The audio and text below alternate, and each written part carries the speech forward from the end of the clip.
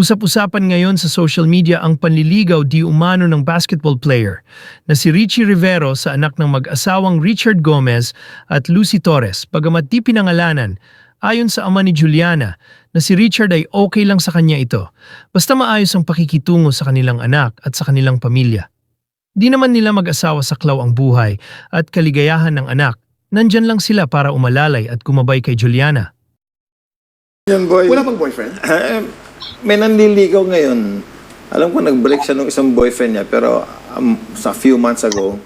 Pero parang may nanliligaw ulit eh. Maaligid-aligid. May nakita ko one time eh. Talaga? Sabi ko, Juliana, saan ka? I'm here. What are you doing there? I'm having dinner with this guy. Okay. Tapos one time may dinner kami. Ay sinama eh. Sabi ko, yan pala yun. Okay. Hindi ka strict? Hindi naman, basta sa akin lang, just Hindi kita ma-imagine na ipapapakilala ni Juliana ang potential boyfriend sa'yo. ano lang, sabi ko, just be happy lang and sabi ko, alam mo na may limitations mo, no? Siyempre, Right. dalaga ka, maganda ka, hindi ka pakasal. So, may limits. Tama. Hindi ko po alam kung kasama sa Philippine team ng basketball si Richie Rivero, pero sabi ni Rebo hindi raw eh. So yung pagpunta niya sa SEA Games sa Thailand, ano yun? Sadya niyang pinuntahan lang si Juliana Gomez? Para support. Oh, Yun diba? yun eh. Moral Bumiyahe support. ka, oo. Bumiyahe ka, no? Siya Watching. ba ang bagong suitor? Siya ba ang bagong suitor ngayon? Nako, si kung mga Juliana. ganyan ang kung ganyan ang galawan, no, yung mag-e-effort ka para panoorin mo, aba, iba din.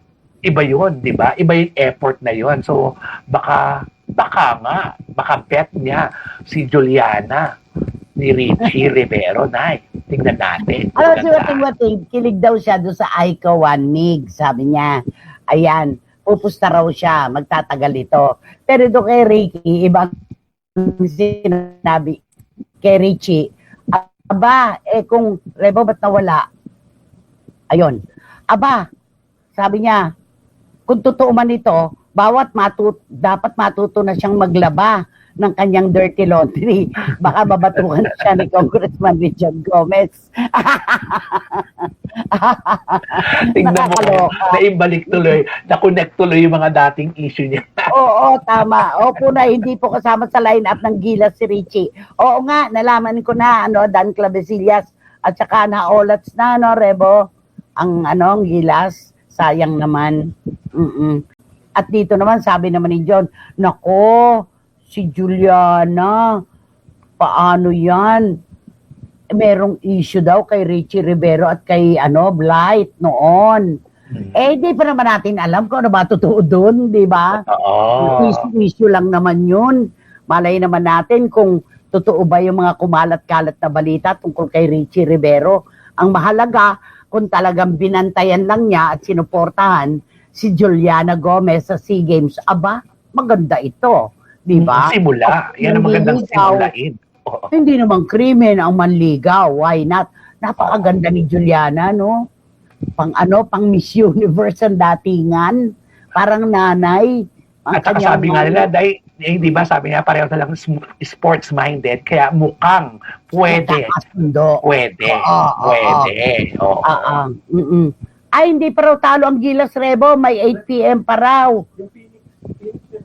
Felix ang laglag. Oo, Felix ang laglag. Fight for gold pa nga tayo di ba? Yung Phoenix ang, ikaw Rebo ikaw Rebo binabadhan mo ako pinepake news mo ako buti sabi si Dan Calavesillas may laban mamayang gabi. Fighting for gold pa nga naman tayo. Ay, nako, Gilas tayo syempre.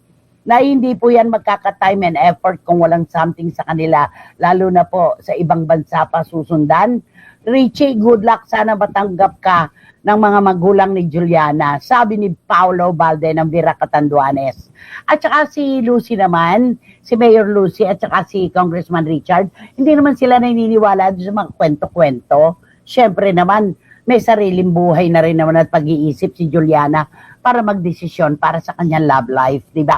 Okay.